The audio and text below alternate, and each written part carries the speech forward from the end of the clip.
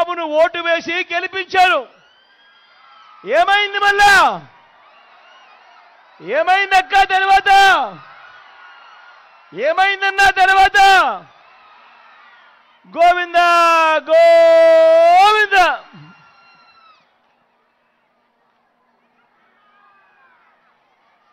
ఇంకా ముందుకు పోదామా? ఇంకా ముందుకు పోదామా? ఇంకా ముందుకు పోదామా అన్నా? ముఖ్యమైన హామీలంటూ 14,205 కోట్ల రూపాయలు డ్వాక్రా సంఘాలకు సంబంధించిన రుణాలన్నీ మాఫీ చేస్తానన్నాడు. ఇదే పెద్ద మనిషి చంద్రబాబు నాయుడు గారు 2014 ఎన్నికలకు ముందు ఎన్నికలయ్యాయి. నా అక్క చెల్లెమ్మలు చంద్రబాబు నాయుడును నమ్మారు. అప్పట్లో ఓటు వేశారు. ఓటు వేసిన తర్వాత ఏమైంది? ఓటు వేసిన తర్వాత ఏమైంది? ఓటు వేసిన తర్వాత ఏమైంది? గోవింద గోవింద.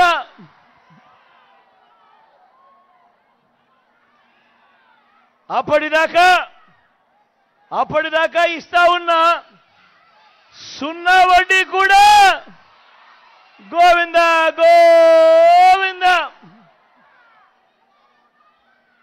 మళ్ళీ ముందుకు పోదామా? ఇంకా ముఖ్యమైన హామీలు. ఇదే చంద్రబాబు ముఖ్యమైన హామీలు గుర్తున్నాయా? గుర్తున్నాయా అన్నా? ఇంకా ఏం రాశాడో తెలుసా? ఇంకా ఏమి రాశాడు అనంటే, ఆడబిడ్డ పుడితే మీ బ్యాంక్ అకౌంట్లలో 25,000 రూపాయలు డిపాజిట్ చేస్తాము అని అన్నాడు ఎన్నికలకు ముందు. ఎన్నికలయ్యాయి. నా అక్క చెల్లెమ్మలు వాళ్ళ కుటుంబాలన్నీ కూడా చంద్రబాబు నాయుడు గారిని నమ్మారు. నమ్మి చంద్రబాబు నాయుడు గారికి ఓటు వేశారు. ఓటు వేసిన తర్వాత ఏమైంది? ఏమైంది? ఒక్క రూపాయి అయినా వేశాడా మీ బ్యాంకుల్లో అకౌంట్లలో?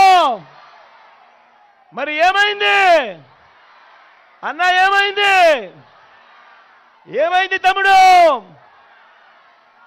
గోవింద గోవింద.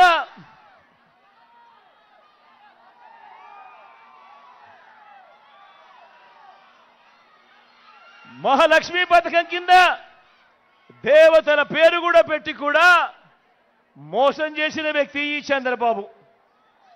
ఇదే పెద్ద మనిషి చంద్రబాబు నాయుడు గారు.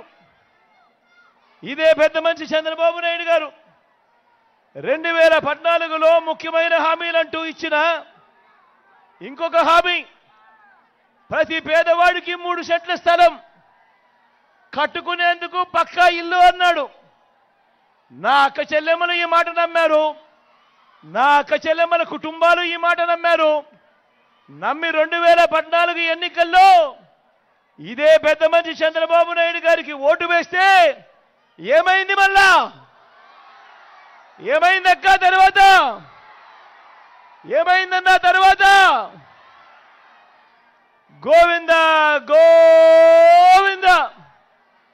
కనీసం ఏ పేదవాడికైనా ఒక్కటంటే 1 సెంటు స్థలమైనా కానీ కట్టుకునేందుకు ఇంటికి ఇచ్చాడా అని అడుగుతా ఉన్నాను. ఈ సందర్భంగా 2 చేతులు పైకి ఎత్తాలబ్బా. ఇలా ఇలా ఇలా ఇలా ఇలా ఇలా ఇలా ఇలా ఇలా ఇలా ఇలా ఇలా ఇలా ఇలా ఇలా ఇలా.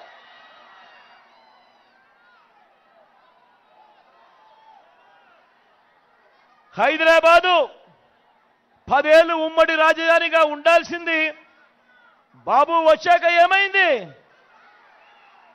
ఓటుకు కోట్లు కేసులో అడ్డగోలుగా దొరికిపోయి మన ఉమ్మడి రాజధాని గోవిందా